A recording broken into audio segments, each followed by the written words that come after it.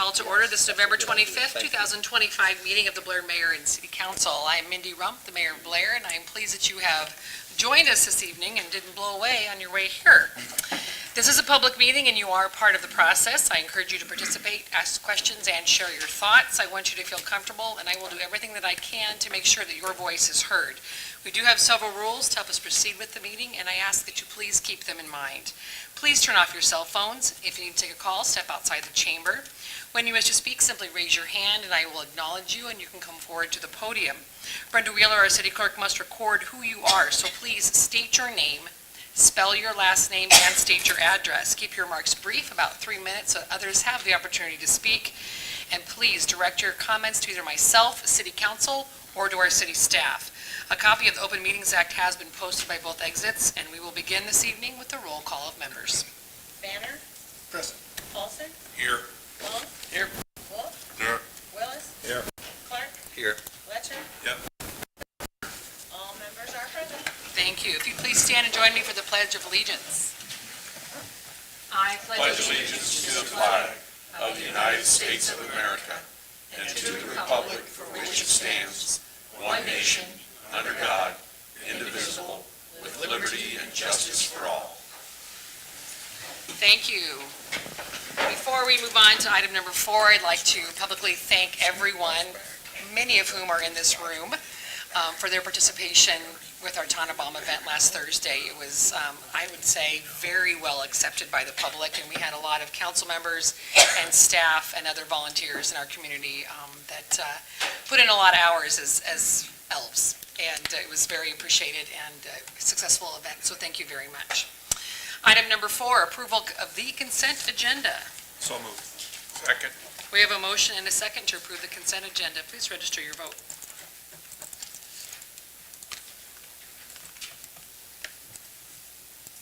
All council members present voting aye.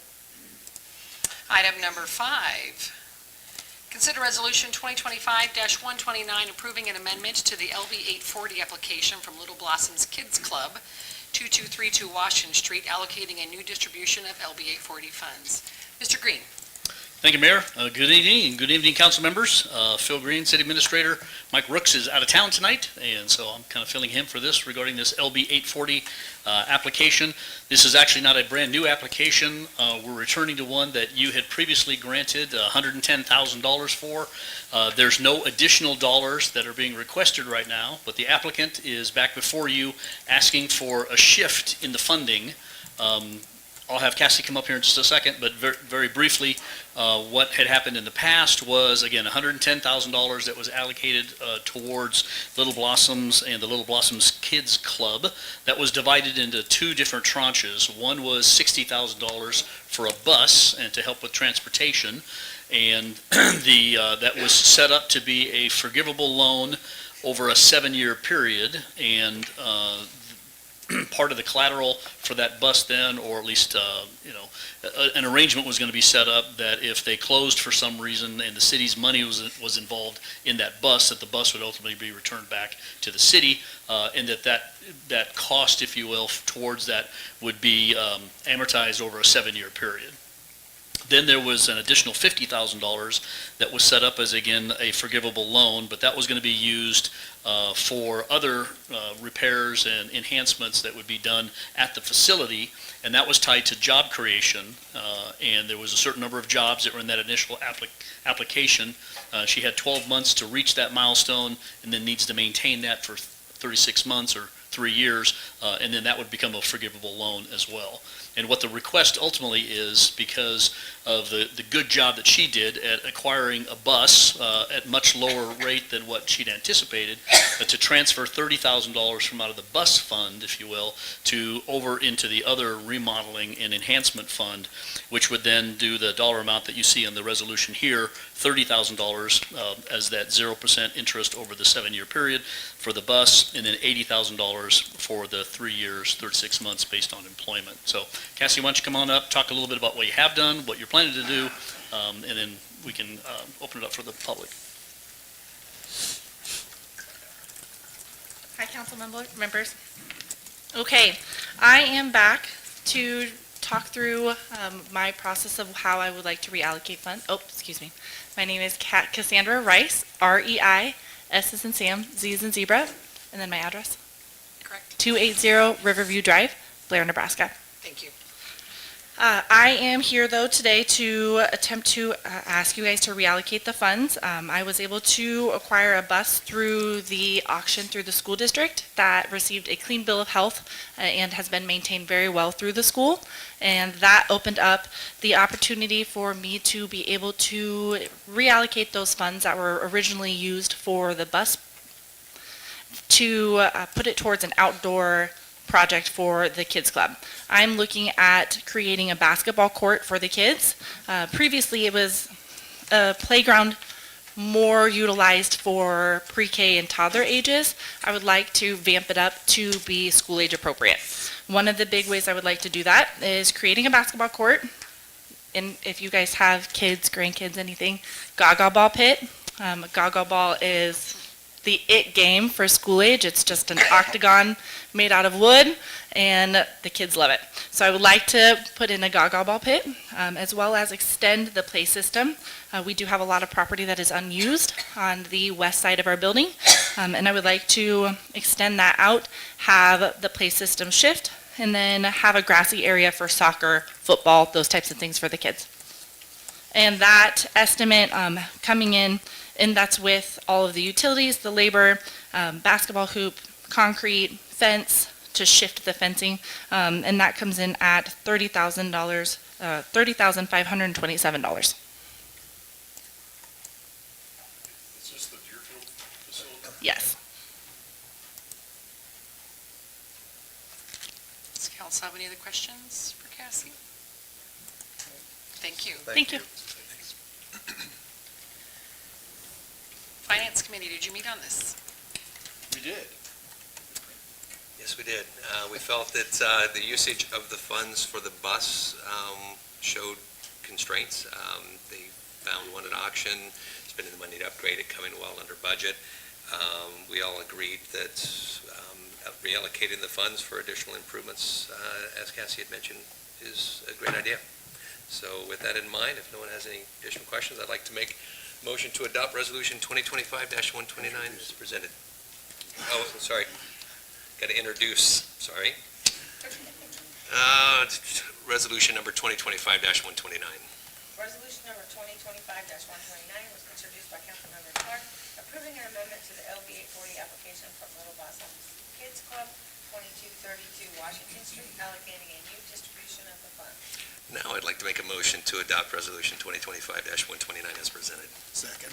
We have a motion, a second, to adopt resolution number 2025-129. Please register your vote. All council members present voting aye. Motion passes. Item number 6, consider resolution 2025-130, approving the purchase of network equipment and security cameras. Mr. White?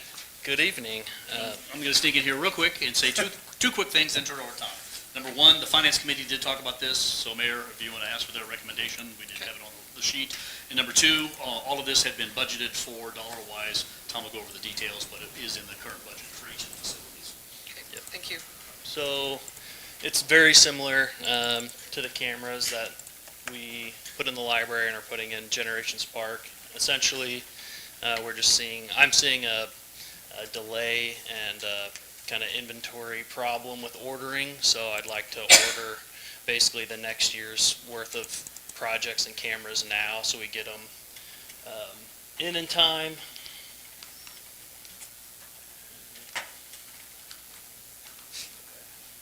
So there's 3 locations that I'd like to order equipment for: the police department, Lions Park, and City Hall.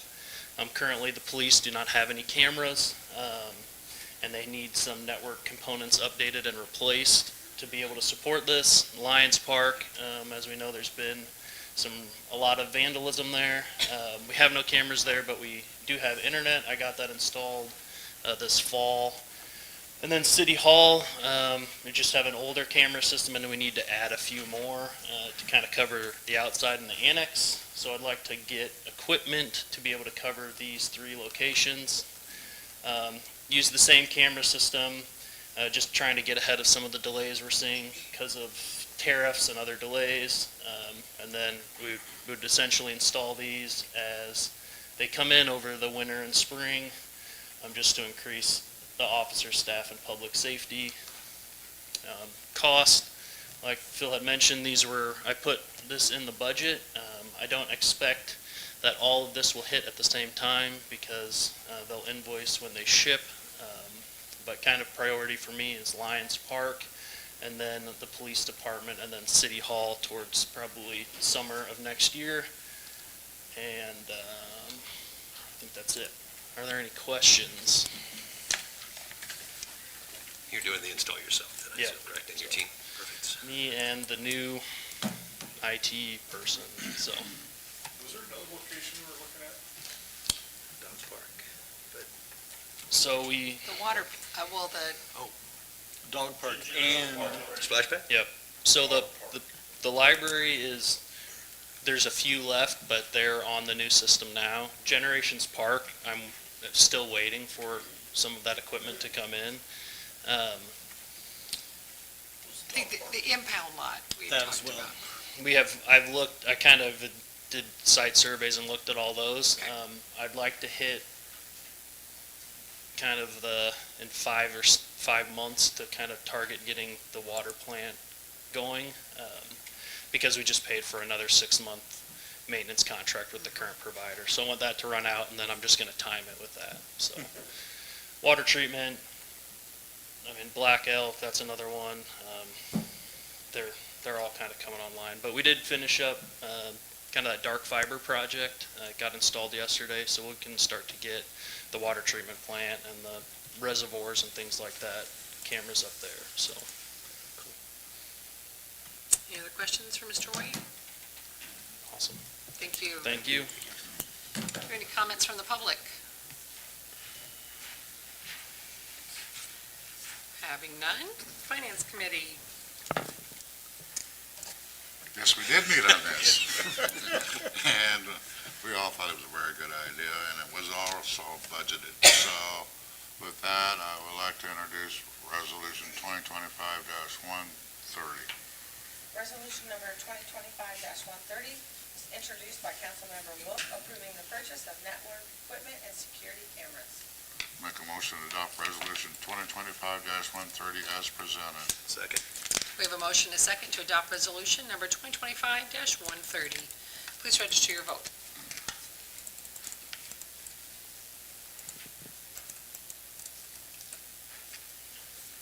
All council members present voting aye. Motion passes. Item number 7, consider resolution 2025-131, approving changes to the water treatment plant operator compensation. Mr. Heaton. Good evening, Mayor and Council. It's my first item for you tonight. It's to look at some changes to the compensation of the water treatment plant operators and a few of our other staff that have their water and sewer licenses. So I think everybody knows in the last month, 6 weeks, we had unexpectedly quite a bit of a turnover at the water treatment plant. We had several operators that took positions to better themselves with MUD.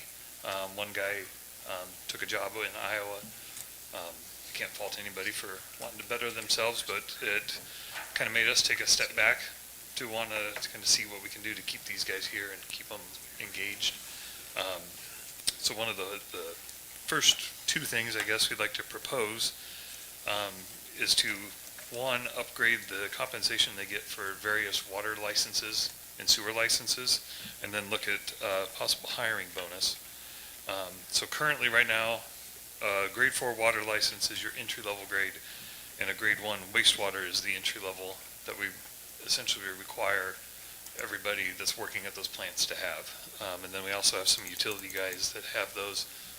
Mark's got his licenses. And then anything above and beyond the, I guess, entry level, right now it's a quarter an hour. And it's been that way for many years. It hasn't changed. And so one of the things we thought we could do fairly quickly and fairly easily is to boost that up. So your kind of next step up would be $1. The next step would be $2, and then that top grade and each one would be $3 an hour more to their already hourly wage. The idea behind kind of stepping that up is to hopefully get some of these guys to want to go for those higher grade licenses. So for our water plant to operate, correct me if I'm wrong, Mark, but we have to have a grade 2 water operator on staff. Currently, I think there's only 3 guys in the city, Mark's being one of them, Jeff Combs, and I think Terry Vandry. So we need to be kind of looking down the road at the future when these guys start to retire and move on, that we have somebody ready to go and get those licenses. And then on our wastewater, Mark's got his grade 3, 4. You got your top one on wastewater, that's right. And I believe Josh has a 3, but then the other guys just have their 2 and the 1. So again, we're just trying to encourage these guys to give them a little bit to stay for coming, and then they give up after a week or something like that. So what I proposed was to split $1,000 hiring bonus into 2 kind of payments, if you will, with $500 after they have their successful 6-month probationary period, and then another $500 after they get that an entry-level grade 4 license and 1 year of service. It kind of depends on class sizes and timing and scheduling with the state. We're kind of at the mercy for them to get guys in to get their licenses, so we try to get them. It's about a year time, usually once or twice a year there's classes we can get guys in, but there's just some timing factors in there to get everybody through that. So that is my recommendation. Mark, do you have anything you wanted to add? Any questions? CJ, is there any cost associated to the employees for taking these courses to get each step? Yeah, it's a few $100 maybe to go pay for the registration, and depending on where the class is, there may be travel expenses, hotels, things like that, but it's... Do we offer any financial assistance for obtaining these? We pay for all the training, the classes, the hotels, and all that stuff. That's all covered. Okay. Yep. Any other questions for Mr. Heaton? Is this adequate? It's a good question. I think it's a start. I think we can give this a shot. It's considerably better than a quarter an hour, especially for some of the guys that have those higher licenses. And I think there's already been guys that have said, I'll consider maybe going back and taking that class, because some of these, Mark can attest to it better than I can. Some of these it puts them through the ringer to go get these licenses. We have some other options that we've been talking about. Ben and I are also going to work, we've been communicating with MUD to get kind of a good pay scale from them, I guess, to see what their operators are getting paid. Just a quick glance, it looks like between MUD and us, there's about a $10 discrepancy for similar positions. I know that's MUD, we're Blair, but I think there's something to be said there, that we can kind of do something different. So I would expect in the next couple months we'll have a proposal to possibly tweak just the base wages. It's a start. It's a start, and we can always, if it doesn't work, we can bump it up, talk to the guys again. That's a big delta. And then, good news is, and I was telling the Water and Sewer Committee tonight, and when this all kind of started, we had been in the process of doing interviews. We knew we needed to fill positions. We had Ben can yell at me if I'm wrong, we had 1 start yesterday, and I think 4 more starting between now and the end of the year. Excellent. So, yep. Are these increases all accounted for in the budget, the current budget? They were not necessarily like in the salary budget, but the water fund is a pretty healthy fund. I'm not too concerned. It'd be something, another thing coming up eventually is probably after this whole BSNA stuff goes through is I've been looking at some software to help us kind of tool exactly what our rates need to be, and it's more of a live, you can plug stuff into it and get a better output. So we'll be able to tool that a little bit better and make sure our rates cover everything. Is the onboarding bonus just for water? Or is It would for just be wastewater? for water, the way we've kind of presented it right now. And this assures, I don't know if you mentioned this or not, but this assures that we have everyone working down there as operators. Correct. not just small handful. Yes, So, Yeah, so- which is huge. correct. We'd have everybody on staff would be an operator. Yeah. Yep, so we'd have, this would fill it to 12 operator positions, then we have the chemist, an assistant, and then the supervisor. And when two or three of the guys we just hired, one already has his water license, another one, if we can get it in time by the end of the year, he'll be able to take a continuing ed class and get his renewed, and then another one is from out of state, so we'll have to do some looking to see what he can do if he has to go through as much stuff as somebody brand new. So we're hoping to be able to, out of the new 5, the 3 of them can hit the ground running more or less, so be a good start. Stay on top of it, because it's very critical.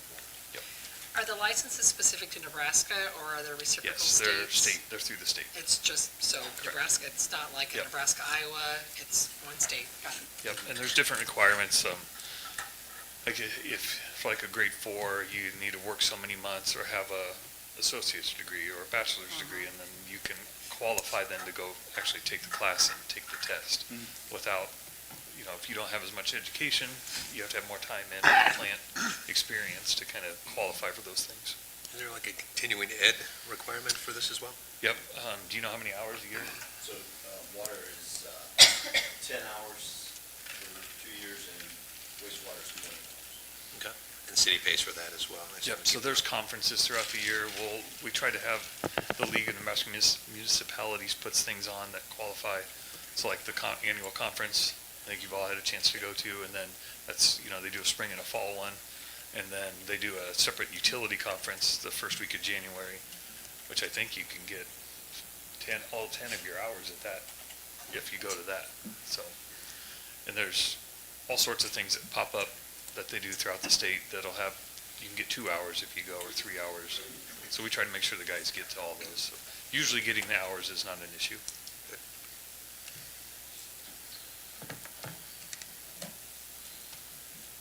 Thank you. Yep, thanks. Any comments from the public?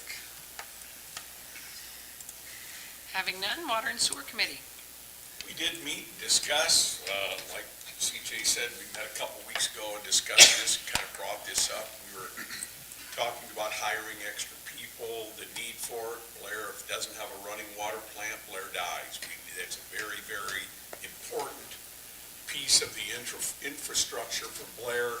I know we're a town of 8,000 people, but a lot of people don't realize Blair cranks out more water than a lot of 25,000 population towns. So it's a very important piece to keep Blair running. And that's only going to go up with more things coming in, such as the new calcium plant, et cetera, or apartments, things like that. So I would like to introduce Resolution 2025-131 as presented. Resolution number 2025-31 was introduced by Councilmember Paulson, approving the changes to the water treatment plant operator compensation. I would like to make a motion to adopt Resolution 2025-131 as presented. Second. We have a motion and a second to adopt resolution number 2025-131. Please register your vote.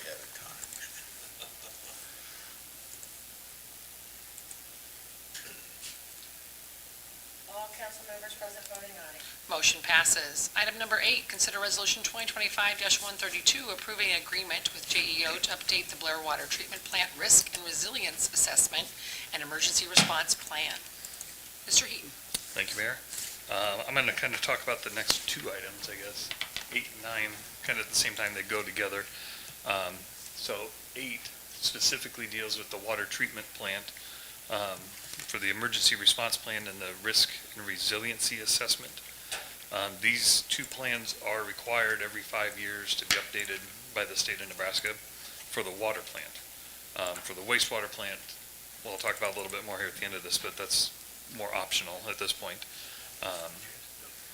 So the emergency response plan, I believe, is due at the first of July of 2026, and the resiliency plan by the end of next year.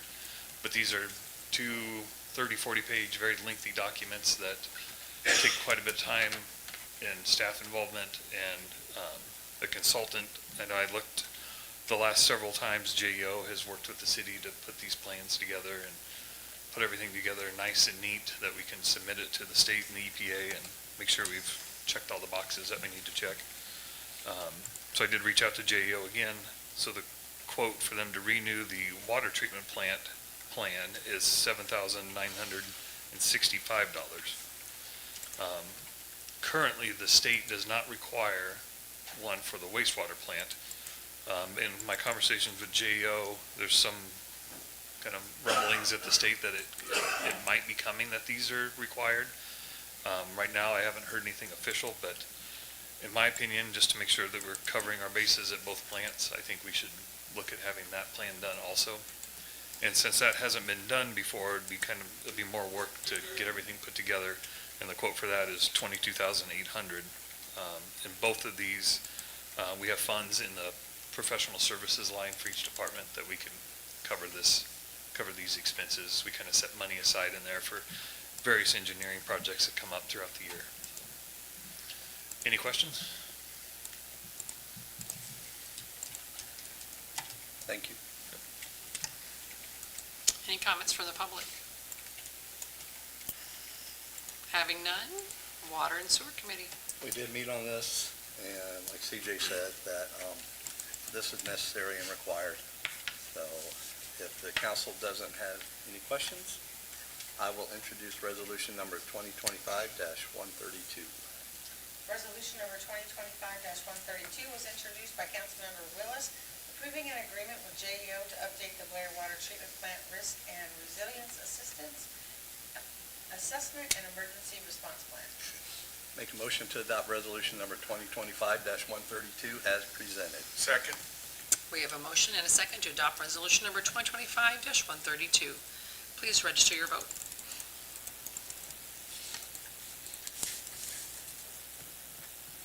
All council members present voting aye. Motion passes. Item number 9, consider resolution 2025-133, approving agreement with JEO to create a risk and resilience assessment and emergency response plan for the Blair wastewater treatment plant. And Mr. Heaton already spoke. Mr. Heaton already spoke about this, although this is something we haven't had before. So, Water and Sewer Committee. We also met on this, and this is a good thing to do in addition to the water. So if there's no questions from council, I will introduce resolution number 2025-133. Resolution number 2025-133 was introduced by Councilmember Willis with JEO to create a risk and resilience assessment and emergency response plan for the Blair wastewater treatment plant. Make a motion to adopt resolution number 2025-133 as presented. Second. We have a motion and a second to adopt resolution number 2025-133. Please register your vote. All council members present voting aye. Motion passes. Item number 10, consider resolution 2025-134, approving amendment number 2 with HDR Engineering for the Highway 75 pump station project. Mr. Heaton. Thank you, Mayor. So this amendment was with HDR for the design work on the Highway 75 pump station. The amendment will cover just some extra work that has kind of come up as we've gotten into this project. As most projects do, we kind of tweak things as we go. The big things with this is we're changing up, as Tom mentioned, the dark fiber that went in. The original design, the automated systems, all the controls that talk back to the plant were all radio-based. We're looking at changing that to a fiber internet system, so there's some tweaking there. And then also some different work with the valving that we're going to use to actually cut this system into the current water system. And then the last thing that we have that's kind of changed this, there's potential for some development in the area, so we're trying to work really closely with the developer to make sure that our work fits in with what they're wanting to do and we don't end up butting heads or anything. So HDR's kind of had to go back and do a little bit of fine tuning and tweaking on their plans and just how we'll get access off the highway. And the area that we're looking at is on Highway 75 south of the Y, just straight across from Maple Drive in that cornfield that's there. We're looking at taking about what would equate to one lot size and to put this pump station in. Like I said, there's just trying to coordinate everything and make sure that we're future-proofing this, if you will. But the added increase of that, I guess, is $8,152, which moves the total to $151,992, or not to exceed that amount. Any questions? So the additional amount is just the coordination with Yep. the potential builder. Yep, and the little design changes with the fiber going in and some stuff.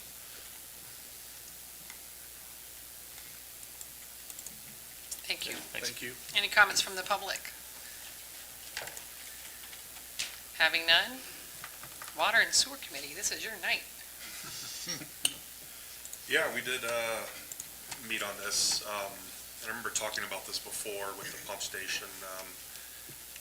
Felt like this was, needed with the dark fiber coming in. We're making some changes. We're, making sure that we're good stewards and working with any potential, development. So if there's no questions, I'll introduce Resolution 2025-134. Resolution number 2025-134 was introduced by Councilmember Letcher.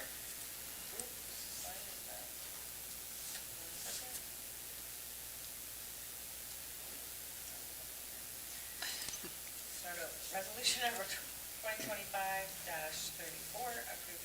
was introduced by Councilmember Letcher, approving amendment number 2 with HDR Engineering for Highway 75 pump station project. Motion to adopt Resolution 2025-134 is presented. Second. We have a motion and a second to adopt resolution number 2025-134. Please register your vote. All council members present voting aye. Motion passes. Item number 11, consider resolution 2025-135, awarding the bid for crack sealing on Highway 75. Mr. Heaton. Thank you again, Mayor. Last you'll have to hear from me for a while. So yeah, this is, there's two bids in there. What we're looking at doing is hiring out the crack sealing, tarring of Highway 75. If you remember, about a year ago, last fall, we had a company come and they went from the Hollow Road bypass out to the south entrance of Cargill, sealing all the cracks with mastic and tar. They did a really good job, and it was done in 2 days, I think. So it was much faster than our crew would be able to get done. A lot safer that way too. What the bids looked at this time is going from on the south side of town, Hollow Road and Highway 75 all the way to Washington Street, and then we'll skip over the downtown and pick up again at 19th and Washington and go north all the way to the city limits. So those are, 4 or 5 lane segments when they've got the turn lane in there, highway speeds, highway traffic. Hiring somebody to come in and get it done will go far faster than we would be able to rolled through that with our tar machine. We did get 2 bids. One came in later, but the low bid was for $70,143 when you add all the various phases together. And that was with the same outfit that did the Highway 75 South project a year ago. They did very good work. And then Mark was able to get another bid from a more local person, but their bid was almost double, or more than double, it was $143,000 for the same work. And I don't have a good answer why the price difference. They were all presented the same job, and they're actually, both of them had agreed to use some of our stored materials on hand. So we're not buying more tar for this. We're going to use up the stuff we bought last year. We ended up, from the gentleman that's going to, I recommend doing the work with, we bought a new mastic machine and a whole trailer, like semi-load of tar and mastic from him, and got a pretty good discount to get it in bulk. It doesn't go bad, so it's been sitting down there at the shop. The guys have been using it as they need to, but we'll be able to put a lot of it to good use in this project. Any questions? Thank you. Thanks. Any comments from the public? Before we hear from Transportation Committee, could I have somebody make a motion to receive and place on file? A motion to receive and place on file the bids for crack sealing on Highway 75. Second. We have a motion, a second, to receive and place on file the crack ceiling bids. Please register your vote. All council members present voting aye. Motion passes. Now, Transportation Committee. We did talk about this. It's Bargain, I guess is how it's pronounced, did great work for us last time. As CJ had mentioned, it's going to be a quicker process for them to handle it. And it just seems like the best option for us, again. So if no other questions, I would like to introduce Resolution 2025-135. Resolution number 2025-135 was introduced by Councilmember Clark, awarding the bid for crack ceiling on Highway 75. I'd like to make a motion to adopt Resolution 2025-135 as presented. Second. We have a motion, a second, to adopt resolution number 2025-135. Please register your vote.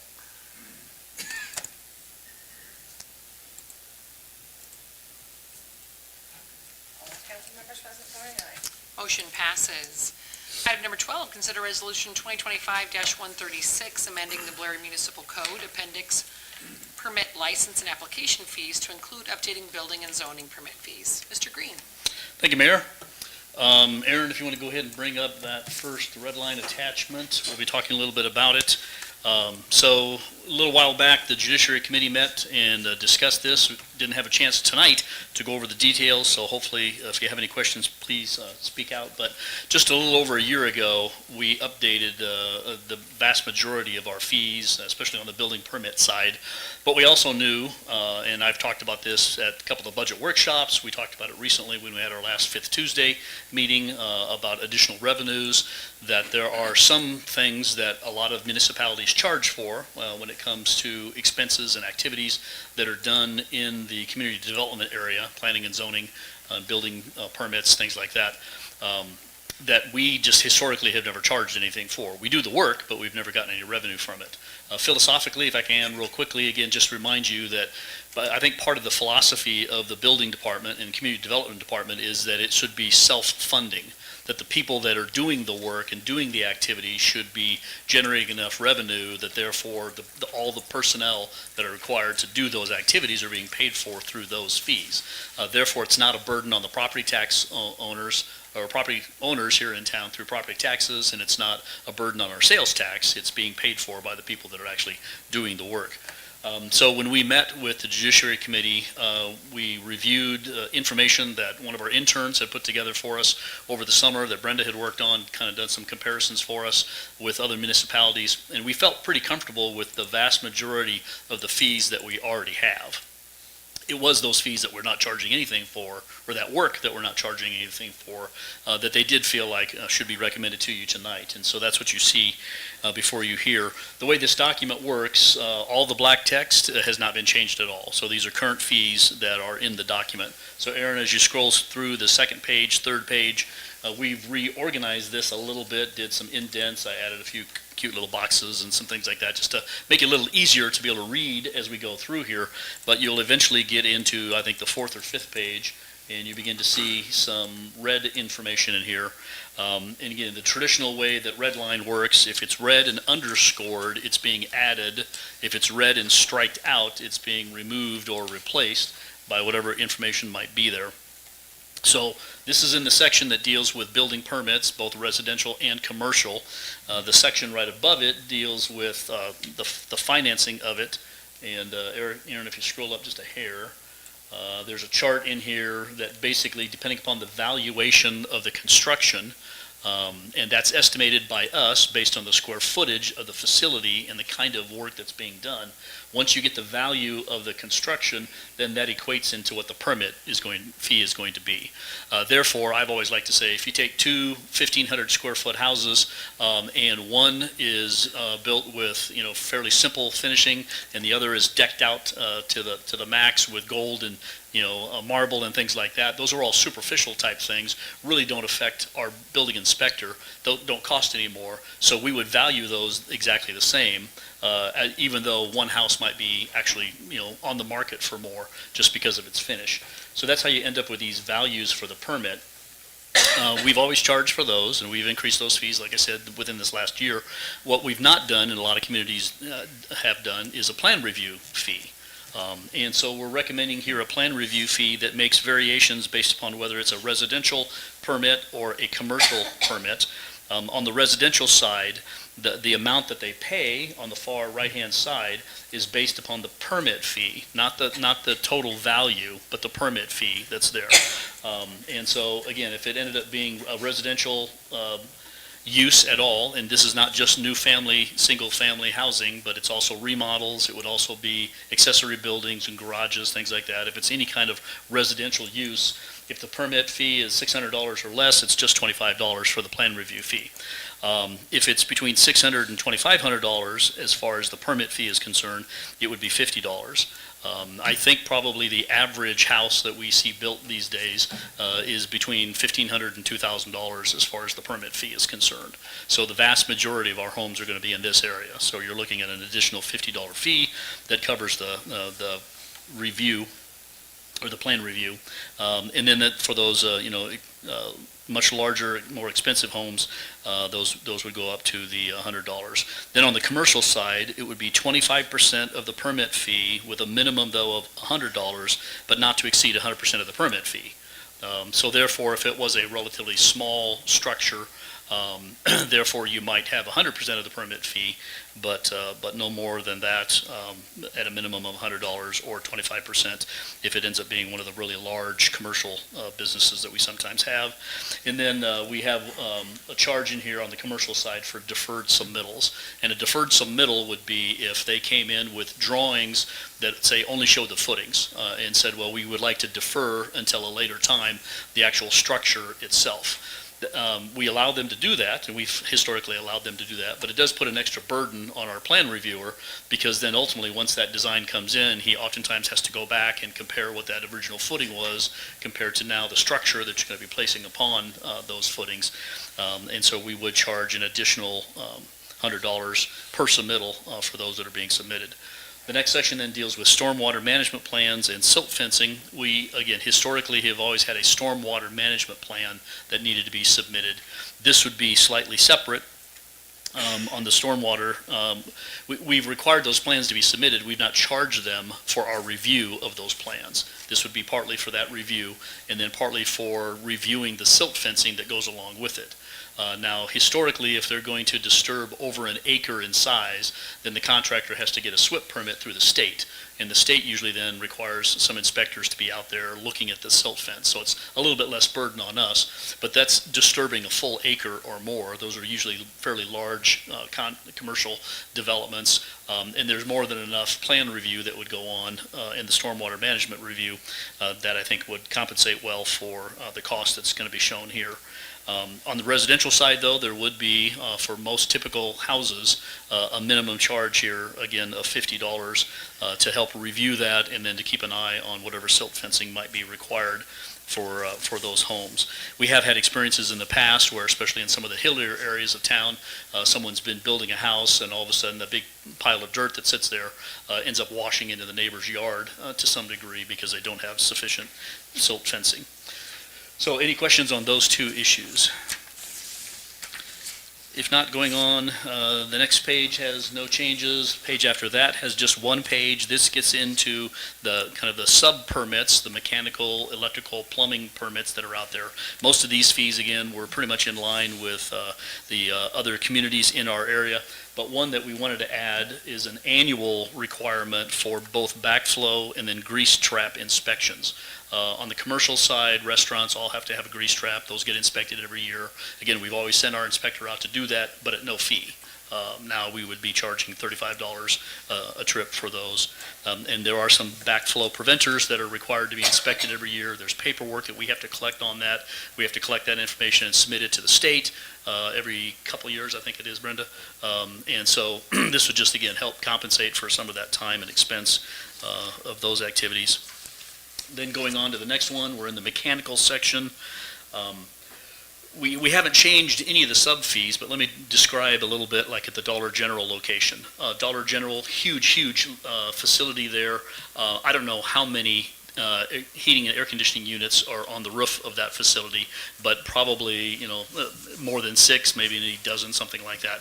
We charge for each one of those units, we charge just $25 for all of the ductwork that would be in that whole facility. Now, charging it and doing a plan review on it is one thing, but our inspector has to go out there and inspect all the ductwork, and yes, they don't crawl up in it, and they don't, necessarily check every single nut and bolt, but they're looking to make sure that it's secured, that it's according to the plans, those kinds of things. Well, obviously, on those very, very large facilities, our inspector has to go out multiple times to do those field inspections. So we've added this section here on the new commercial industrial inspection fee that's based on the valuation of whatever, not the structure itself, but just that heating and cooling system. So we'll work closely with the contractor. We'll ask to see ultimately with the contractor, the subcontractor that they're going with for their heating and cooling system, the expense of that, and then you can see kind of the chart there, that if it was over $20,000 for the whole unit, and I'm guessing that, for a facility like Dollar General, you're talking 6 figures, if not multiple 6 figures for that heating and cooling system, would be $200 plus $100 for every $10,000 in addition to that, just because of the multiple different times that our inspector would be out there doing those inspections. So any questions on those? Those are kind of all the sub-permit ones, just a couple tweaks there. And then finally, moving on to the miscellaneous fees and zoning permit fees. There's a variety of different things that don't happen often, but they happen occasionally, and we've never really charged anything for those. You'll also see in this section a few of the areas where the dollar amounts are red line crossed out, and again, those would be removing that dollar amount and replacing it with the dollar amount that's there shown previously. So as an example, the demolish and move buildings goes up to $75. That's what we charge for a miscellaneous structure, so it seemed like a reasonable dollar amount. Again, below what we see on average in other places. You have some additions in here. One would be a floodplain permit and elevation certificate review. Occasionally, sometimes people come to us and again want to try to take their property out of the floodplain. There's a lot of paperwork that Jeff Byerman gets involved with. He's been certified as a floodplain administrator. There's documentation that has to be done there and submitted to FEMA. We've always just historically done that at no charge to our residents. There'd be a $75 fee here for easements and use of the city right-of-way. There are certain areas of town, primarily those that may have a larger right-of-way, where the property owner wants to put a fence up sometimes, and it ends up being a fence that would be technically in the city's right-of-way.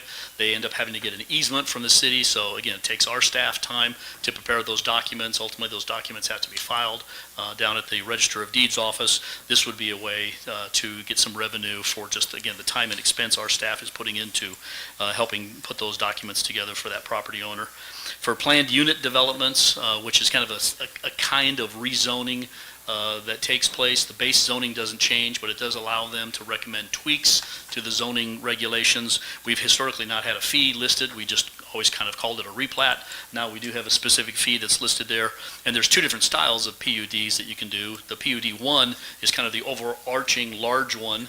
Especially if it's a larger development, you might see one general PUD and then multiple PUD 2s that are all a different part of that little mixed-use layout. So in this suggestion, you'd have $600 for the PUD 1 and then $400 a piece for all of the individual PUD 2s. Every once in a while, we get a request for a zoning verification letter. A company calls up and says, basically, I'm going to be renting this property. I just want to get a letter from you stating that this is the zoning and this use that we want to do is permitted. Again, we've always just done that as courtesy. Here, we'd start charging $75 for that use. And then you can see the last few that are on the page here. The developers and developer agreement, when we do subdivisions, as an example, when we did the Blair Crossing apartment complex, there was a developer's agreement. Takes months sometimes to help put those together, to review those documents, to work with them on that. We've historically never charged anything separate for those. Here it would be $600 for those developers agreements. Occasionally we have somebody who requests to vacate a plat. And basically that just kind of wipes it all out. But there's a lot of research that has to go into what's been done. Are there any utilities that are there? How's that going to impact? Are any easements required? So therefore there would be a fee tied with that plat vacation. And then also the right-of-way vacation would have a fee. Then you see on the very last page, just some tweaks to our platting fees, both for preliminary plats, final plats, and replats. And again, this brings them a little bit more in line with the costs that we see from some of our other communities.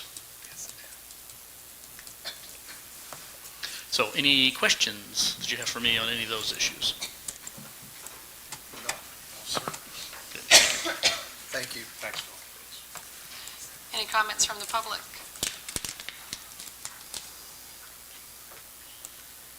Judiciary Committee.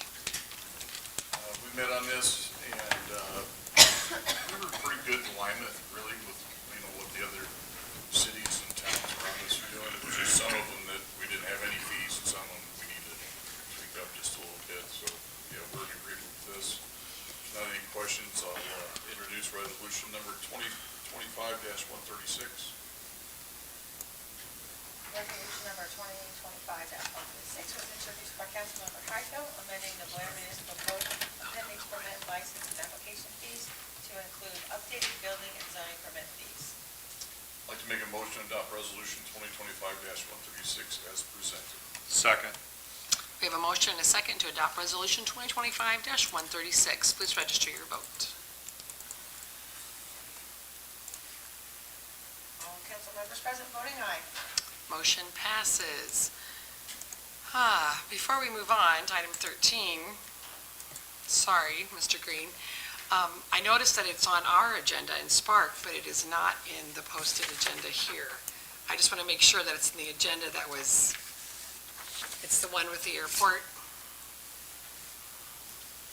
It's not in this one. It's not in the one that was printed here, or? No. No. No, it's in Spark. It's in our Spark. I know we can only act on items that are on the attached agenda, so I don't know if it has to be on this one. Was it in the paper? Was it on the one on our website? We don't normally list the individual items in the paper, Okay. so we just simply say, so it's been in It's on the Spark, which is, website? Okay, very good. I just wanted to double check, because I didn't Okay. know. Can we proceed, council? It's Spark If it's in Spark? site, so the fact that it's not. Okay. I wasn't okay, trying to. thank you. No, I appreciate that. I just want I to did make not sure know, everything's 'cause- above bar. Yes, Perfect. Nope. nope, I appreciate that. Okay, Thank you. so. And this was kind of added at the last minute.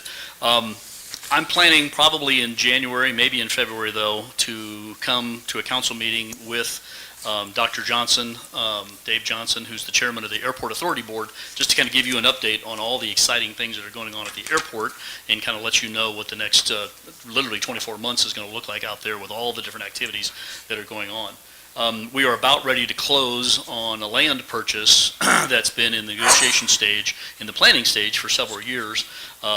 That is all part of the runway expansion project. As we were moving forward, we're trying to lay out the finances for that.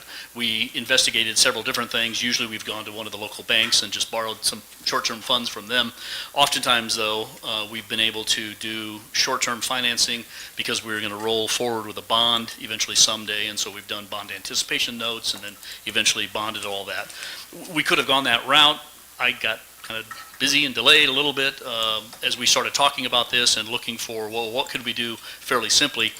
We came up with the idea, well, the city's actually got some cash on hand that we don't have invested right now, which a little bit shame on us for not being able to do that. But again, with all the activities, with all the change in BSNA and all the extra work that poor Sarah has been having to go through, we just really haven't had time to manage that cash on hand that we would like to. And this kind of created a unique opportunity for us, both from the municipal standpoint, to invest our money a little bit short-term, some of it, you'll learn here in just a second, not a lot of it, but some of it, but also help the airport, because we're about ready to close on this property. We already have a grant from the FAA for it. They've already guaranteed that. In fact, their money is sitting there in their account, just waiting for us to tap into it. But as with all of these federal grants for the FAA, we have to expend the money first, then we submit the proof that we've done the payment, and then they submit the reimbursement to us. And all of these FAA reimbursements are 90%, or some are even 95% that we get back, depending upon exactly when that that grant was given to us. So we needed some short-term funds. We're going to be closing, like I said, on this property. It's almost $800,000 for that closing. We have to come up with those funds right up front, and then again, we'll get reimbursed for the vast majority of those. So this is a $1 million line of credit. I did $1 million just because it's a simple number. Plus, we do have a couple other construction projects going on right now, so I didn't want to get stuck with having that $800,000 out and then needing perhaps another $150,000, $200,000 temporarily before we get reimbursed again from the feds for that the other construction grant or the state grant that we're doing right now for some of the executive hangars. So anyway, it's $1 million. We don't plan to have $1 million out at hardly any time. In fact, we'll close on this property hopefully Monday. Within a month, we should get those federal funds back, so we'll reimburse the city for the vast majority of those. My guess is throughout this next fiscal year, there may be times where we've got between $50,000 and $100,000 that are out, depending on just what cash flow is like at that particular time. We will not be extending this beyond this current fiscal year. Number one, that creates a little headache for the auditors and trying to show that you've got these outstanding loans between different divisions of the municipality. So we'll work this coming summer on putting those bond anticipation notes in place so that we'll get completely reimbursed, and then the airport authority will move forward with its own financing. But all of this is tied into the really good work that's being done down there for both the runway extension project just recently, and again, this is part of the update that we'll do next month for you. The airport authority had received from the Nebraska Department of Transportation Aeronautics Division almost $800,000 grant to help with 2 sections of taxiway that will allow us to move forward relatively quickly with 6 or 7 more executive hangars that are located down there, which literally will double the big hangars, the number of hangars that we have down there on site right now. So when you drive by now and notice all of those that are from basically the fuel area and Skyworks south of there towards the grading is, imagine that being doubled in the next 2 years as the runway project is going forward at the same time. So lots of good activities going on. We just need a little bit of cash to help us with cash flow until we get everything settled down with those future bonds. So any questions? So basically, this is a $1 million revolving credit, it sounds like. Yes. So who approves, like, if you need 50 grand, who's gonna approve that? And there's a form that's in the back of this. Basically, I fill out a form, give it to Sarah. She'll sign off on it. I'll keep you aware of what we're in the process of borrowing each month. Obviously, the Airport Authority Board is going to be aware of what we're doing each month. But again, Should specifically the finance committee be involved and, and know what's going on with it? and I can do that, I would think, I mean, I'm not on the committee, I don't want to speak for you guys. We did discuss it shortly this evening. We did have some questions. And I did think of something else since then that I'd like to ask, just to be sure about. Are these grants guaranteed in any way? And the reason I'm asking is because in recent time, it seems that the federal government has changed its mind on following through with grants that it's made. So I'd hate for us to be holding the bag on a Great large question. number. Again, the land purchase where we'll be getting this upcoming $800,000, again, has already been allocated. The funds are sitting there in that account waiting for us. Right now, the project that's probably keeping us most cash crunched, other than that land purchase, is again the grading project that we're doing on the south side. Again, that's a state project. All those funds are already there by the state, simply waiting for us to get that project done. And those are really the 2 big projects that I'm trying to balance now until next summer, when we get ready for moving forward with the road relocation and then the major grading for the runway extension. And what I can do, because right now, I'll fill out, whenever I need to draw down, I'll fill out a form, give that to Sarah, but I can easily, email that out to the finance committee just to let them know that, here's another draw and kind of what the current balance is. I had earlier Council questions. needs to be involved somehow. Right, I had questions earlier too about this being some sort of open-ended, and then that's when Phil assured it's just for this fiscal year, or the upcoming fiscal year. It's not going to be an ongoing long-term credit card, basically, so I had some concerns regarding that as well. But don't you think you should know anytime to tap in the funds? That's probably something that I hadn't thought about, that, I think there should be some sort of, whether it's a easy. prior approval from the finance committee or just an update of where the funds are being dispersed as that occurs. I think that's critical. No problem. Any other questions for Mr. Green? Thank you. Thank you. Thank you. Any comments from the public? Having none, would someone like to introduce? I'd like to introduce resolution number 2025-137. Resolution number 2025-137 was introduced by Councilmember Banner, approving a loan agreement between the City of Blair and the Blair Airport Authority. I'd like to propose we adopt resolution 2025-137 as presented. Second. We have a motion and a second to adopt Resolution 2025-137. Please register your vote. All council members present voting aye. Motion passes. Now we are going to go into executive session for the protection of the public interest and to receive legal advice regarding negotiations to protect attorney-client privilege. Madam Mayor, before we do that, can we maybe pause and allow the... Well, and, Well, Oh, I see. after we have- vote, we right, will right, have to right. pause, but yes. and then Mayor, I didn't know if you wanted me to just do my report real quick, while the public is still Sure, here. if you want to do your administrator report. Yeah, just very, very, very briefly. Number one, happy Thanksgiving, and hope you have a good break coming up. Just a reminder to you and those who may be listening that city offices will be closed on Thursday and Friday this week, and the library will be closed also as well on Saturday. That is an opportunity for them, so it's not a holiday per se. They've joined together to decide to use their personal time, but it gives them a nice little extra break. Again, the accounting and utilities transition continues to go forward with our BSNA product. This is the second of 3 go-live weeks for us, and so I think things are going fairly well. I know there have been some frustrations from residents over the utility billing. Many had not noticed the light-colored watermark that was on there, stating that it was just a sample or an example that was included in their bill, so we apologize for not making that more clear. The December bills are going to be generated tomorrow. The system is actually easier to be able to sign up for when you actually have an outstanding balance than it is when there's zero balance. So we're hoping after tomorrow that it'll be a little easier for all of our residents. We're trying to find out from BSNA, once you sign up for paperless and we're able to email out to people's accounts, whether we can attach attachments to that email as well. If we can, then we're not going to plan to print bills for everybody.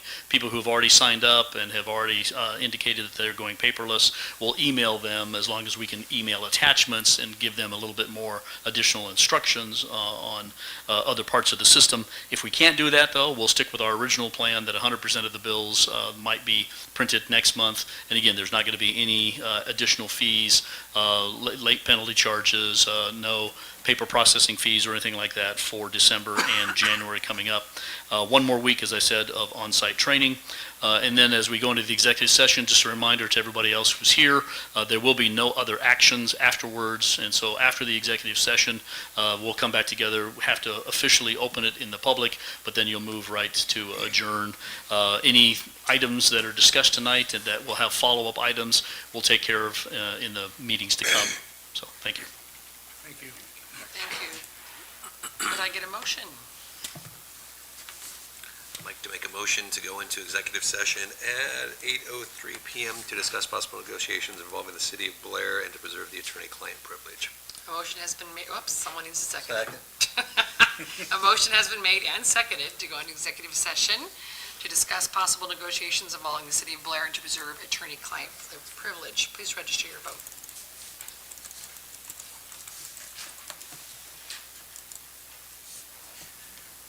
All council members present voting aye. A motion has been carried to go into executive session for the limited purpose of discussing